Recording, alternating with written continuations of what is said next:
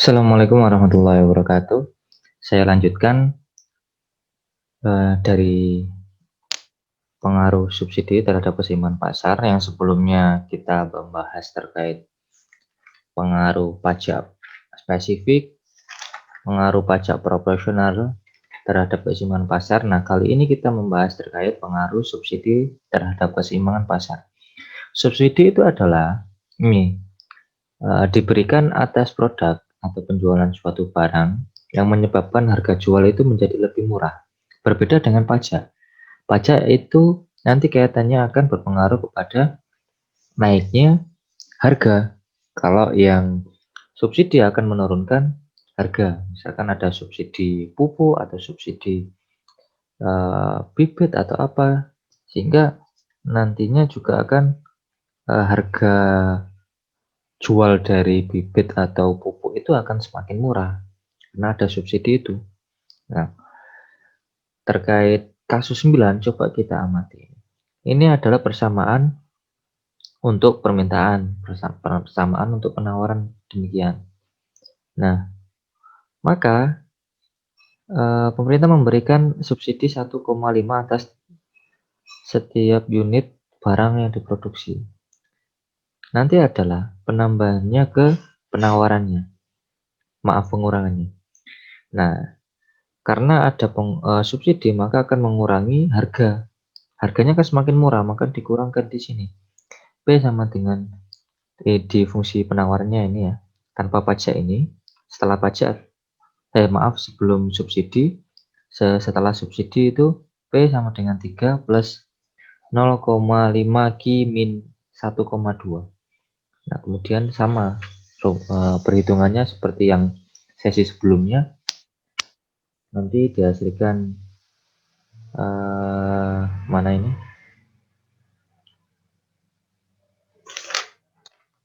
Hasilnya ini. Setelah adanya subsidi Q sama dengan min 3 plus 2P. Kemudian kita substitusikan QD dan QS-nya setelah adanya subsidi. Ini ketemu P-nya 6, kuantitasnya adalah 9. Jadi dia posisinya awal mulanya harga 7 menjadi harganya 6, penurunan harga. Karena ada subsidi tersebut akan menurunkan harga menjadi 6. Maka juga akan berdampak pada permintaan, karena harganya murah maka permintaannya akan naik, posisinya di sini, dan kurva penawarannya akan berpindah ke kanan bawah. Jadi awalnya tanpa subsidi, ini setelah adanya subsidi. Nah, posisinya di sini. Equilibrium yang terbaru adalah di sini. Ini equilibrium pertama, ini equilibrium setelah adanya subsidi. Cara menghitung bagian yang memperoleh subsidi itu dinikmati konsumen, produsen berapa persennya, sama seperti di pajak itu tadi sebelumnya. Nah, caranya harga awal adalah 7 dikurangi harga setelah adanya subsidi 6 sama dengan 1. Jadi 1 itu adalah harga yang dinikmati oleh konsumen. 1 dari 1,5% karena subsidinya adalah 1,5. Makanya sehingga kita bisa lihat 1,5 dikurangi 1 maka 0,5. Jadi yang dinikmati produsen adalah 0,5, yang dinikmati konsumen adalah sebesar 1. Konsumen menikmati subsidi itu sebesar 67%, yang produsen menikmati sebesar 33%. Nah, ini. Jumlah subsidi yang dibayarkan oleh pemerintah adalah pengalian antara kuantitas setelah adanya subsidi dikalikan dengan subsidi itu 1,5 per unitnya, sehingga subsidi per unit 1,5 dikalikan 9 unit kuantitas setelah adanya subsidi itu. Jadi 13,5 sama seperti perhitungan pajak. Kemudian ada keseimbangan pasar kasus dua macam barang. Ini kaitannya dengan misalkan dua macam barang itu saling berhubungan, yang mana bisa bersifat substitutif atau bersifat komplementer. Kalau bersifat substitutif, dia saling menggantikan. Misalkan teh dengan kopi. Jadi misalkan kopi itu naik harganya, maka orang cenderung akan beralih ke teh misalkan. Atau yang lainnya. Misalkan beli HP Xiaomi yang mahal, maka akan beralih ke Oppo Neo 2F misalkan. Nah, kemudian komplementer itu saling melengkapi. Jadi misalkan kopi dan gula. Nah, misalkan mau minum kopi, maka pelengkapnya adalah gula. Jadi permintaan kopi naik, maka gulanya juga akan bertambah. Karena orang mengkonsumsi kopi atau teh dengan gula dan sebagainya. Atau teh dengan creamer, nah misalkan gitu. Itu sifatnya. Kalau komplementer saling melengkapi, contohnya seperti itu. Kalau substitutif itu saling menggantikan. Nggak milih A ya akan beralih ke B. Kalau nggak milih B yang beralih ke A. Gitu. Kalau melengkapi berarti A melengkapi si B. Kopi melengkapi A, gula melengkapi kopi. Sehingga kalau mau minum kopi ya butuh tambahan gula. Itu nanti keseimbangan pasar dua macam barang. Kalau contohnya kasus seperti itu, nanti ada persamaan yang seperti ini. Nah, ini saya contohkan. Gide permintaan terhadap kopi dan permintaan terhadap teh misalkan. Nah, DX adalah kopi. Kopi itu fungsi dari harga kopi juga harga teh. Begitu pula dengan permintaan si teh, maka fungsi dari harga teh dengan harga kopi. Langsung masuk ke kasus 10. Ini contohnya adalah persamaan pertama. Dua persamaan permintaan dan penawaran kopi. Yang ini permintaan teh, ini penawaran teh. Misalkan seperti itu. X ini saya misalkan kopi, ini teh misalnya. Sehingga persamaannya bisa kita buat keseimbangan QDX dan keseimbangan QSX. Jadi persamaan permintaan kopi sama dengan persamaan permintaan penawaran kopi. Kita buat seperti ini. Kita seimbangkan dulu, baru ketemu ini. Keseimbangan barang Y adalah teh misalkan. Nah ini sehingga ketemu persamaannya ini dari keseimbangannya. Baru kemudian kita jadikan seperti ini. Kita hitung eliminasi. Nah, dari persamaan keseimbangan kopi ini, kemudian keseimbangan permintaan penawaran teh, kita jadikan sini, kemudian kita pengen eliminasi. Kita kali yang persamaan 1, kita kali 1, persamaan 2 kali 2,5, yang mana nanti ya, kita bisa eliminasi yang PX-nya. Nah, ini kita kali 1 tetap, kita kali 2,5 hasilnya ini. Ini kita kurangkan habis, sehingga tinggal yang ini aja, PY-nya. PY adalah sama dengan 2. Kemudian PY-nya kita substitusikan ke persamaan-persamaan lainnya, nanti ketemu seperti ini. Dan seterusnya. Bisa, sehingga terjadi hasilnya adalah PX adalah 2, QX-nya 6, PY-nya 2, QY-nya 11. Kalau sudah ketahui PY salah satu ini ya, PY-nya misalkan seperti ini, sudah bisa langsung disubstitusikan, bisa langsung ketemu hasilnya ini. Sama dengan caranya sebelum-sebelumnya. Itu ya. Kemudian ini fungsi biaya dan fungsi permintaan. Biaya itu nanti ada biaya total yang mana istilahnya biaya total adalah biaya keseluruhan, yang mana di dalamnya ada fixed cost FC dan ada variable cost VC. Ada biaya tetap dan biaya variabel. Biaya tetap adalah biaya yang tidak tergantung pada jumlah yang akan dihasilkan. Jadi dia tetap terus. Ini di ekonomi pertanian sudah dijelaskan. Nggak perlu saya jelaskan lebih dalam lagi. Yang variable cost berarti dia dipengaruhi oleh berapa jumlah yang akan dihasilkan. Jadi banyak besar kecilnya itu ya tergantung dengan kapasitas yang akan diproduksi. Kalau dia tetap ya tetap konstan terus. Mau ada produksi, mau produksinya enggak ada produksi maupun ada produksi, produksinya besar atau kecil ya enggak ngaruh.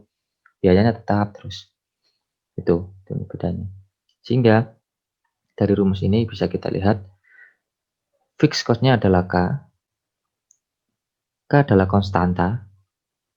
VC-nya adalah ini VQ, fungsi dari Q, sehingga biaya total adalah ini FC plus VC. VC-nya adalah sebagai intercept atau konstanta atau penggal. VC-nya ini. VQ-nya ini adalah biaya variable cost. Kalau digambarkan kurva, biaya tetap itu konstan terus. Dia harganya di sini. C ini cost biayanya. Misalkan biaya listrik per bulan 10 juta misalnya perusahaannya 10 juta. Mau ada produksi maupun enggak, produksinya besar atau kecil, biayanya 10 juta ini. Misalkan ini fixed cost. Tapi berbeda dengan variable cost. Variable cost ketika biayanya semakin naik, maka kuantitas yang diproduksi juga semakin naik. Nah, ini. Sehingga kalau fixed cost ditambahkan dengan variable cost, hasilnya ini. Total cost. Ini adalah kurva total biaya cost. Ini adalah kurva fixed cost, kurva variable cost dijumlahkan. Fixed cost kan punya intercept di sini. Punya nilai ini 0 sampai berapa ini misalkan 10. Maka kalau total cost di sini adalah 10, K-nya ini 10. Variable cost-nya adalah posisinya di sini, sejajar. Sehingga variable cost ditambahkan fixed cost, dia posisinya mulai di awal sini, mulai dari fixed cost-nya ini. Kemudian lerengnya sama sejajar dengan fixed cost-nya ini. Nah, ini adalah total biaya. Nah, caranya ini ya contohnya seperti ini. Ini ada contoh nih. Perusahaan biaya tetapnya ini 20.000. Sedangkan biaya variabelnya adalah 100 Ki. Kenapa dia ada koefisien dan variabelnya? Karena dia biaya fixed cost itu tergantung dari kuantitas. Jadi kuantitas itu mempengaruhi variable cost. Jadi mau kapasitasnya berapa, ya nanti biayanya juga akan naik. Misalkan semakin kecil kapasitas produksinya, nanti biayanya semakin kecil. Kalau kapasitasnya besar, nanti ya biayanya juga besar. Itu fixed cost. Nah, kenapa dia variable cost? Kalau yang fixed cost, kenapa dia konstanta? Ya karena dia tidak dipengaruhi kapasitas. Besar kecilnya produk yang akan dihasilkan ya dia biayanya 20.000 ini misalkan. Nah, sehingga bisa kita masukkan C total cost-nya adalah 20.000 plus 100 Ki. Fixed cost. Ini fixed cost ditambah dengan variable cost. K plus variable cost. Ini K plus VQ. Fixed cost ditambah variable cost. Nah, kemudian besar biaya total yang dikeluarkan jika perusahaan tersebut memproduksi 500 unit barang. Jadi kalau memproduksi 500 unit barang ya ini berarti Q-nya. Kita masukkan saja. Ini persamaan yang kita peroleh. Q-nya adalah 500 sehingga Total biaya yang dikeluarkan perusahaan adalah 70.000. Nah, seperti itu saja. Kemudian, fungsi penerimaan. Fungsi penerimaan adalah perusahaan dari penerimaan sebuah perusahaan dari hasil penjualan barang merupakan fungsi dari jumlah barang yang terjual dihasilkan atau yang dihasilkan. Jadi penerimaan itu adalah kuantitas yang diterima dikali dengan harga. Jadi dia bentuknya nominal, sudah bentuk berapa rupiahnya itu. Itu fungsi penerimaan. Nah, contohnya ini. Harga jualnya adalah 200 per unit. Kemudian persamaannya ini.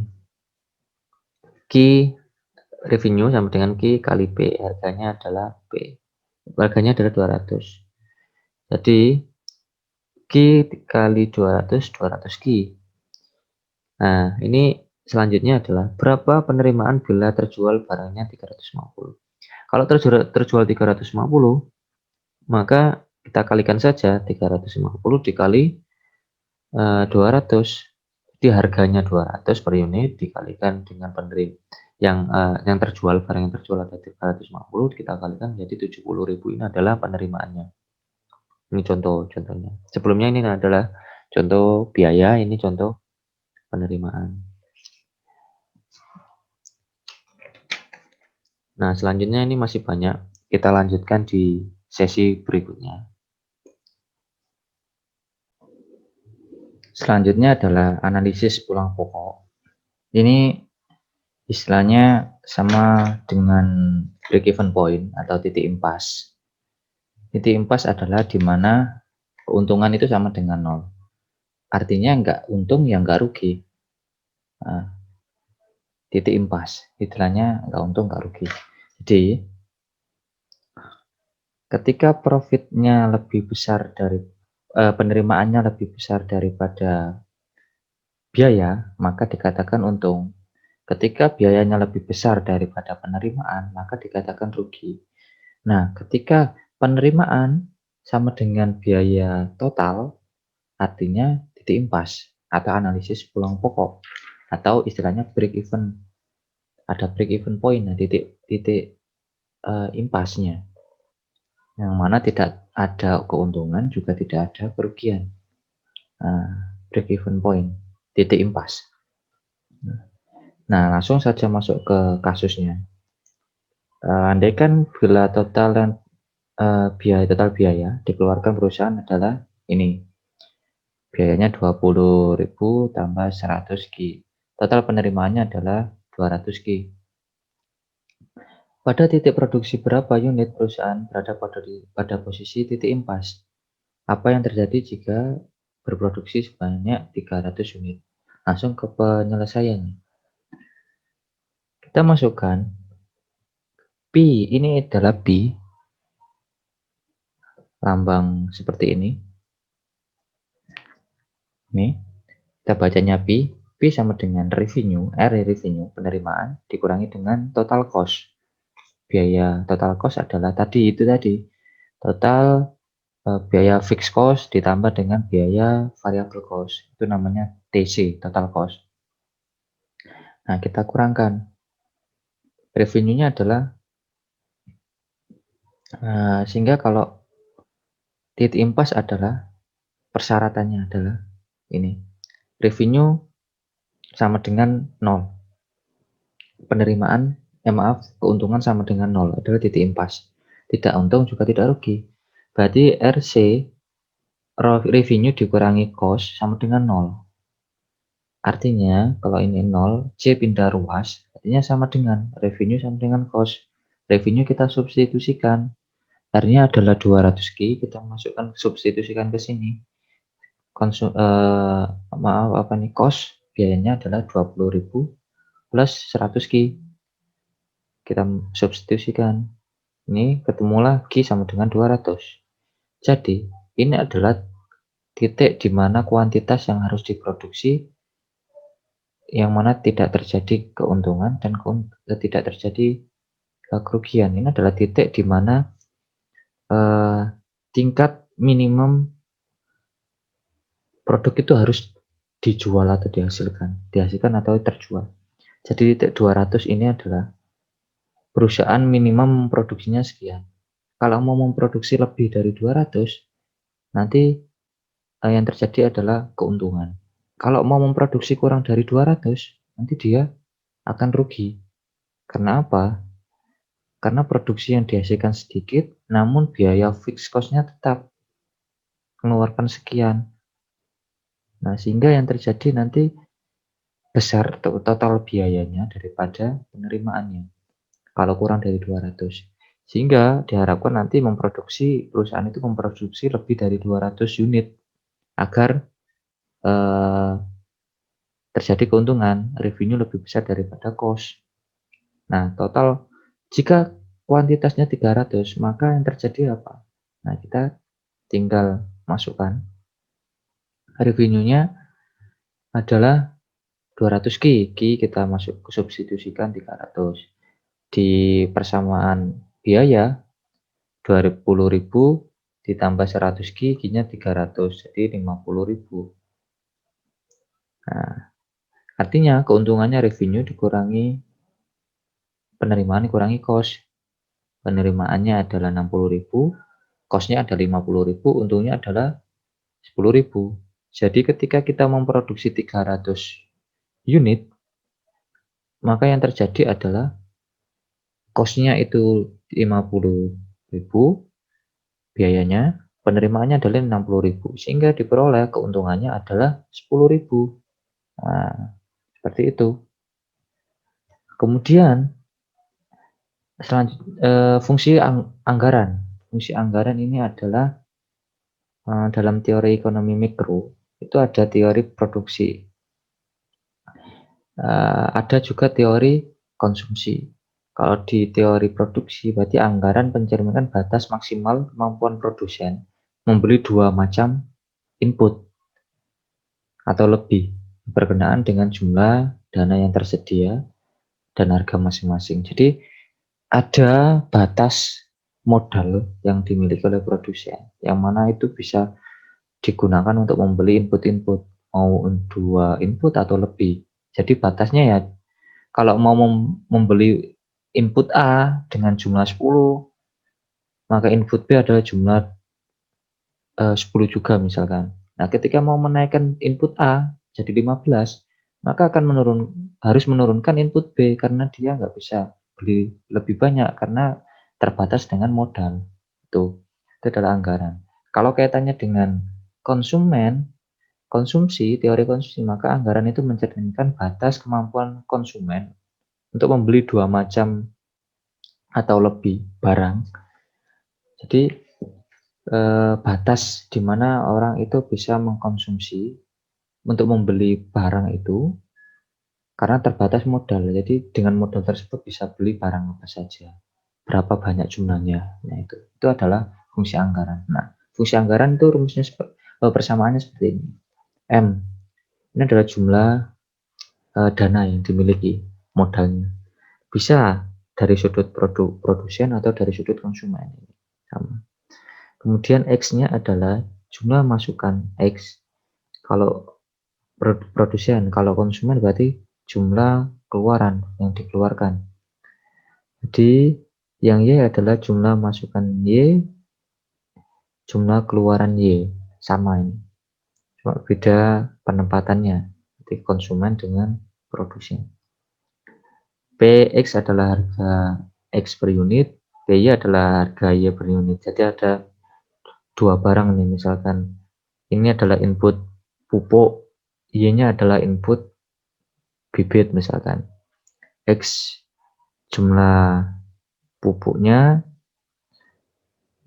harga X-nya adalah harga pupuknya, Y adalah jumlah bibit, harga Y adalah harga bibitnya. Seperti itu. Begitupun sama dengan konsumen. Misalkan mau beli baju dengan HP misalnya. Baju X, Y adalah HP misalkan. Nah, seperti itu. Nah, contohnya ini langsung masuk ke kasus 14, di mana pendapatan yang disediakan sebesar, nah ini contohnya seorang konsumen yang tersedia modalnya adalah 100.000. Dia punya uang 100.000. Sedangkan harga X dan Y masing-masing 500.000 dan 500 dan 1.000. Jadi harga barang X itu 500, harga barang Y adalah 1.000. Dia punya uang 100.000. Nah, jika semua pendapatan yang dianggarkan dibelanjakan untuk X, maka berapa X dapat dibelikan? Jika semuanya dianggarkan X, maka Y tidak beli. Berapa sih unitnya? Nah, itu ditanyakan. Berapa unit Y yang dapat dibeli kalau ia hanya membeli 100 unit X? Nah, langsung kita masukkan, substitusikan ke persamaan. M sama dengan X PX tambah Y PY. Modalnya 100.000. X adalah ketika kita mau ini membeli barang X, harganya adalah 500. Harga barang Y adalah 1.000, kita masukkan P-nya price harganya. Kemudian X-nya ya, kemudian kita kalikan saja 500X 1.000Y. Nah, kemudian pertanyaannya, jika semua dianggarkan untuk membeli X, berapa unit X dapat dibeli? Jika semuanya dianggarkan ke X, artinya tidak membeli Y. Y-nya, barang Y adalah 0, nggak membeli sama sekali. Maka jumlah yang diperoleh adalah X-nya, X ini dianggap 0. X berpindah ke ruas kiri, ini berpindah ke ruas kanan, jadi M dibagi dengan PX, jadi 100.000 dibagi dengan 500, ketemunya 200 unit. Jadi 200 unit barang yang akan dibeli dengan modal 100.000 ini, barang X. Itu karena kita mengasumsikan Y-nya nggak mau membeli barang Y. Pertanyaan kedua, berapa unit Y dapat dibeli kalau ia hanya membeli 100 unit X? Misal X-nya 100. Ini nih, 100X. Maka kita masukkan saja M-nya 100.000, X-nya 100, harga X 500. Nah, Y-nya kita kalikan 1.000Y, jadi ketemulah Y-nya adalah 50 unit. Jadi, dengan modal 100.000, kita bisa membeli 100X, sisanya kita mampu membeli 50 barang Y. Nah, seperti itu. Nah, ini adalah batas budget lainnya. Ini anggaran yang kita punya. Modal yang kita punya 100 misalkan, atau konsumen 100. 100.000 maaf, 100.000.